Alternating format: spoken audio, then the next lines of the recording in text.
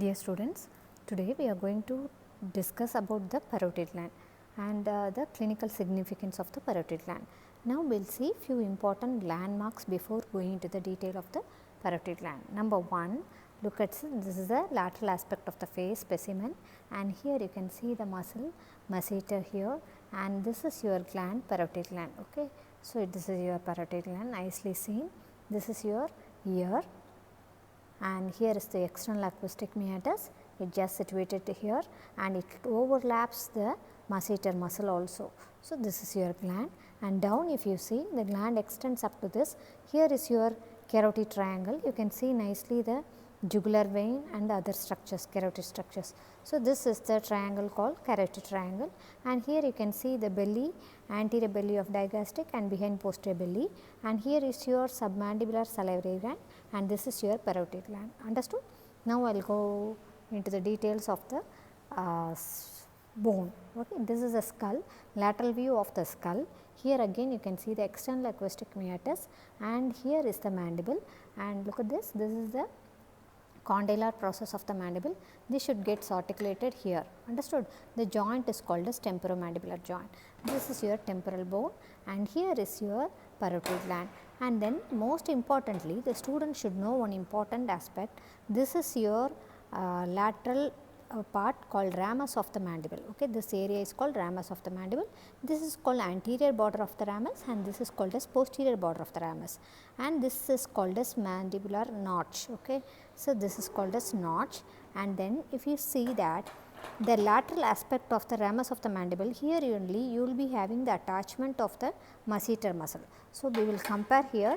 So, the same area what I am showing is this one, this is the masseter, and here also you are having the masseter.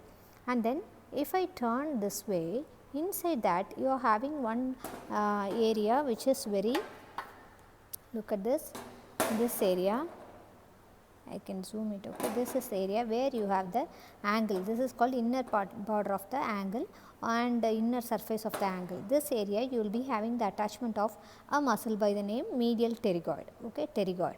So, this is pterygoid, medial pterygoid, and here is the muscle masseter. So, these two muscles only today we are going to discuss in detail about the parotid gland. In parotid gland, these two muscles are very important.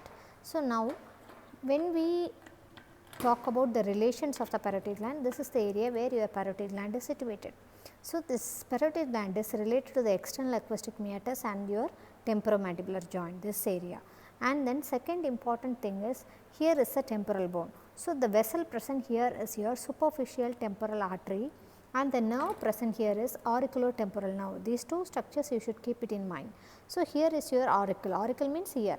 So, the nerve comes over here is auriculotemporal nerve, and the vessel present here is superficial temporal vessel. Okay. Next thing is, this is your styloid process. If you come over here, this is your styloid process. Look at this is your styloid process, and this is your mandible. So, between the from the styloid to the mandible, the process is called, that ligament is called stylomandibular ligament. So, stylomandibular ligament, if I ask, you should tell us the from the styloid to the mandible. Mandible, where it goes to the posterior border of the ramus. It means this area, posterior border of the ramus of the mandible only the stylomandibular ligament goes. Okay, understood? So, these two, and then posteriorly here only I said this is the area for the parotid gland.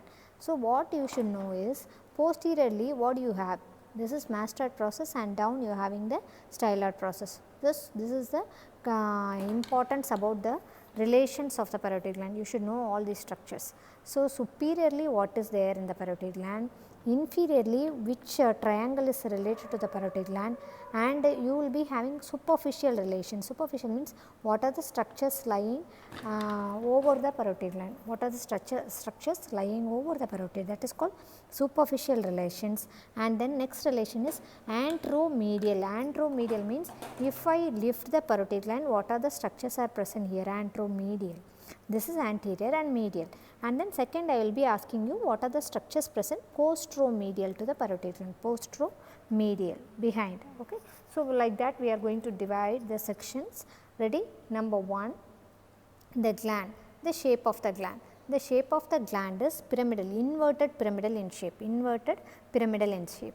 This is your base and this is your apex, The base is related to the external acoustic meatus and the temporomandibular joint, and the apex is related and it overlaps. Which belly of digastric comes over here?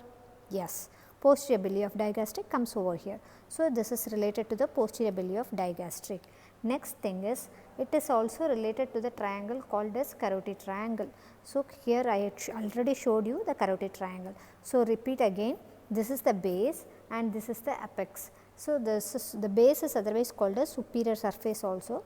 This is the apex. First we will look at the apex. Apex is related to the posterior belly of digastric and the carotid triangle present here. The most important branch of facial nerve comes over here is cervical branch of the facial nerve. So, these three are important here. Another one vein which forms here and comes out is retromandibular vein. It comes down here. So, retro means behind the mandible it comes, that is why it is called retromandibular vein. So, that is all about the apex. So, apex only 3 and then we will move on to the surfaces. Surfaces I have already told, this is base, otherwise called as superior surface. Superior surface is, it is related to the temporal bone. So, the artery present here is nicely you can see, right, that is your superficial temporal artery, and the nerve present along with that is auriculotemporal nerve. So, these two structures are present on the top, and then cartilaginous part of the external acoustic meatus and temporomandibular joint I said. All of you touch your touch this part and open your jaw and close your jaw. You can feel the movement of the temporomandibular joint here, right. So, that is all about the superior surface. So, superior surface, first the student should write cartilaginous part of the external acoustic meatus, temporomandibular joint, and you will be having the superficial temporal artery and auriculotemporal nerve. That is all finished. And then next surface is that is superior surface, right, that is superior surface, otherwise called as base. Now, we are going to talk about the superficial surface. So, repeat again, the base is otherwise called a superior surface. Now, we are going to discuss about the superficial surface. Obviously, in anatomy superficial surface means it covers it is covered by the skin. So, you all should write skin I have removed, superficial fascia I have removed. When I remove the superficial fascia, all the students should know the angle of the mandible, this area, right. That angle of the mandible and the skin over the parotid gland is supplied by a nerve called great auricular nerve. Okay, do not forget that, that is great auricular nerve. The great auricular nerve root value is C2 and C3. So, that is the great auricular nerve you should write. So, skin you should write, the superficial fascia you should write. When you write the superficial fascia, you should mention about the great auricular nerve which supplies the skin over the parotid gland, and then you can write about the few lymph nodes, superficial lymph nodes, and the most important marks distribution goes to the fascia, that is called parotid fascia, which is adherent to the gland.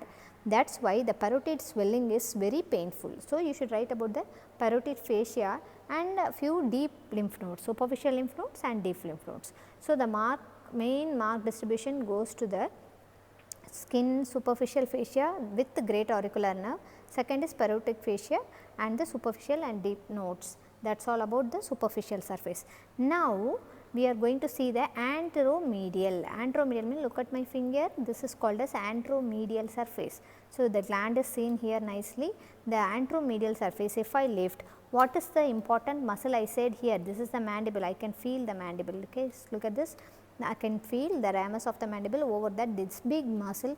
Usually we keep this as a spotter. This muscle is your masseter.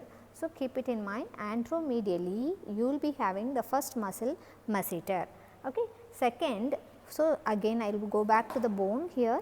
So, first muscle masseter, second this is the bone, this is the lateral surface of the temporomandibular joint and posterior border of the ramus of the mandible, and okay, ready. So, masseter we have done, and then posterior border of the ramus of the mandible done, and then temporomandibular joint done, and then go medially you will be having, already I introduced a muscle by the name medial pterygoid. Okay, pterygoid, this is a muscle of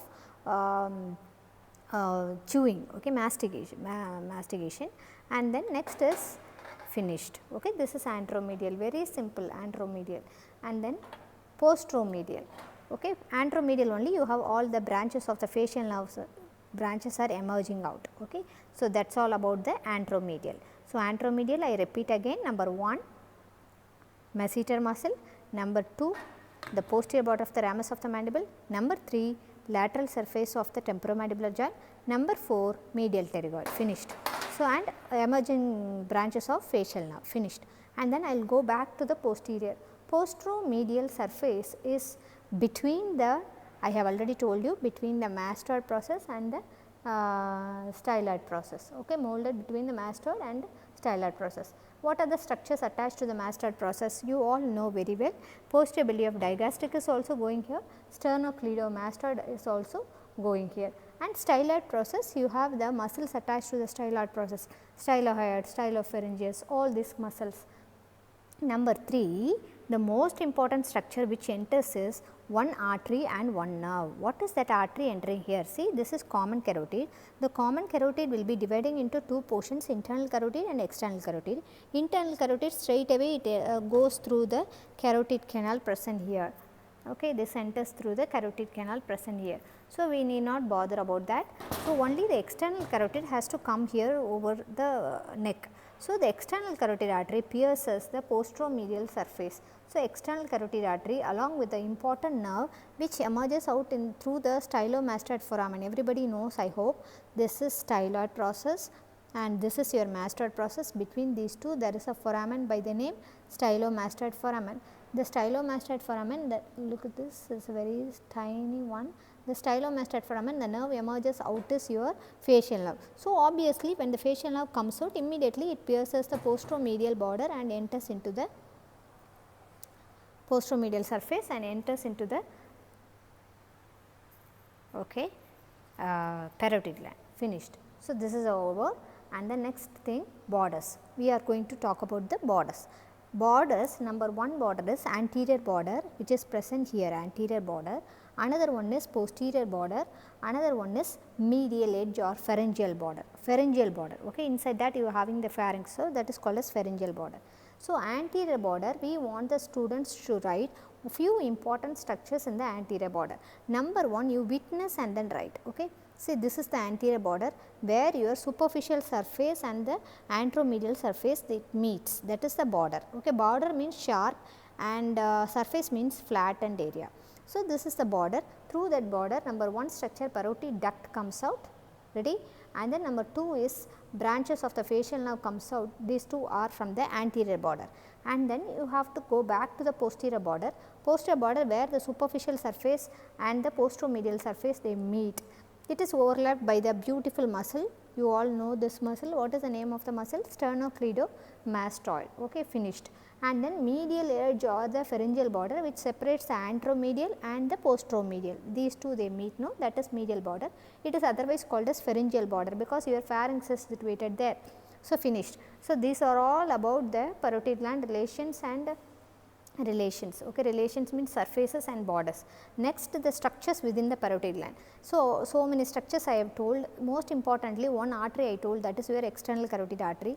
It enters into the gland and it divides into two terminal branches. One is maxillary and the superficial temporal is other one.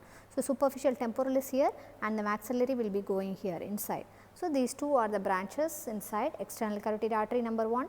Number 2, the formation of retromandibular vein. So, retromandibular vein is formed by the superficial temporal vein and the maxillary vein. They both join together and forms the retromandibular vein. It emerges out through the apex, finished 2. And then 3 is your facial nerve. The facial nerve enters into the gland and divides into two important trunks, that is called temporofacial and cervicofacial. Two important trunks first, trunks. Then only from there all the 5 divisions are coming. The temporofacial, from the temporofacial trunk you will be having the temporal and zygomatic branch, and then from the cervicofacial you will be having, this is called buccal, marginal mandibular and the cervical, all the 3 branches you can see nicely, right. So, all the 3 branches are coming from the cervicofacial. So, totally 5 branches are coming out from the anterior border. So, 3 structures, the contents of the parotid gland usually we ask in the spotters. So, number 1 external carotid artery, number 2 retromandibular vein, number 3 facial nerve, finished. And then next question is veins also we have done, and the next is blood supply of the gland. So, relations we have finished, apex we have finished, base you have finished, everything. Then fascia, the important thing about the parotid gland is fascia. So, here you will be having the deep cervical fascia. This deep cervical fascia comes up it splits here near the mandible. So, here we can explain. Okay, so it comes and splits over here and it encircles the parotid gland. It divides into two parts and the superficial part goes up here. Okay, this is your zygomatic process and here is your zygomatic process. Okay. So, superiorly there are two lamina, the superficial lamina goes above and it is attached to the zygomatic process, and the deep lamina goes here and gets thickened and forms a nice ligament between the styloid process and the posterior part of the mandible, that is called a stylomandibular ligament. Okay, stylomandibular ligament, it comes along with the temporal, this is the tympanic plate of the temporal bone, it touches here and then it comes out. Okay. So, it is stylomandibular foramen. So, the student should know that why there is a ligament by the name stylomandibular ligament. This stylomandibular ligament, it divides the parotid gland from the submandibular salivary gland. So, this is a very important MCQ. This divides the parotid gland from the submandibular salivary gland. So, this is very important thing. And then second is something called as Patty's fascio-venous plane. What is that plane? That the gland has a superficial portion and a deep portion. These two are connected by a structure called isthmus. It means the connection between these two that surrounds the facial nerve. Surround this area only where the facial nerve divides into two important trunks. Okay, so that is called Patty's fascio-venous plane, which divides the superficial part of the gland and the deep portion of the gland. And then there are certain